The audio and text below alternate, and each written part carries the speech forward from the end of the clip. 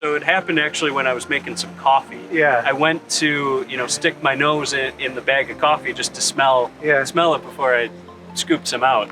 And I couldn't smell a darn thing.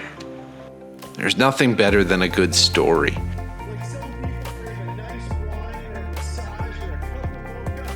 I crave stories. I can't get enough of them. Stories are what give us meaning. They teach us lessons. They get us through the hard times, and they're what make the good times special. My mission is to find the greatest stories on Earth, and I am willing to travel to the ends of the Earth to find them. Welcome to the first StoryMocha. I'm Gregory, and I'm sitting here with Kevin. And Kevin is in the situation right now that we all want to be.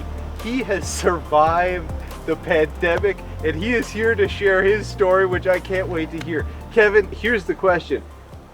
Coming into St. Patrick's Day, Sure. we have run 57 days in a row. Yep. We had our annual running competition that's usually in July. Greg's never actually won, so he moved it to my busiest time of the year. Yep. And I think that's really important to see the progression and help people understand that I didn't just stop running because I didn't want to. I stopped running because I had the pandemic. At what point in this whole illness did you get to the point where you had to stop running a mile? So it was, I think, 59 or 60, so it was 2 days into the fever. So okay, so it's you this- ran you ran a mile with the fever for 2 Twice. days? Okay. Yeah. The third day, I was third like, day. I can't do this. I feel awful. And then after that, the fatigue set in and I couldn't do anything. I guess the symptoms really began with a tickle in my throat. What's going on in your head? Basically, I didn't think it was anything weird. Yeah. I've had a tickle in my throat before. Yep.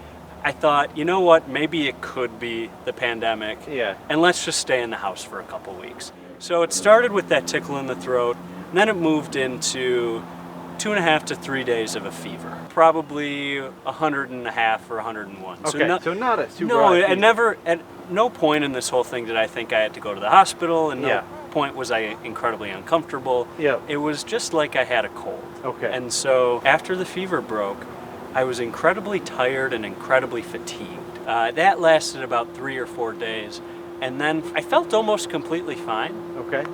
but all of a sudden I couldn't smell and I could barely taste. And so that's when I knew something was really weird, Yep. because that's never happened to me before, right? And at the time, the CDC knew almost nothing about coronavirus. Uh-huh. They said, "Oh, you'll have a cough and you'll have a fever," and that's all they knew. A couple weeks later, the CDC came out and said, "Oh, you'll have intense fatigue and you'll lose your taste and smell." Yeah.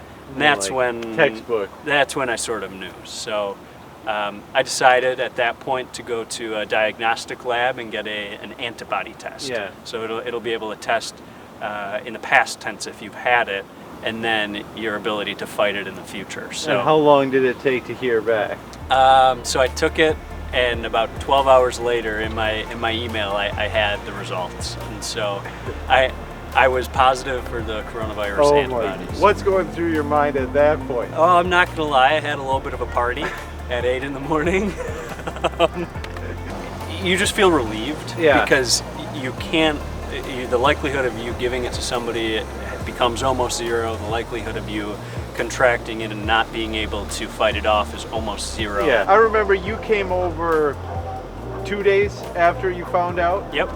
and we opened a bottle of wine, toasted Toasted to you surviving a pandemic. Yep. Kevin, thank you so much for telling your story. Absolutely. This is the first episode of StoryMocha. If you got a great story, let me know. I want to hear it. Put it in the comments below.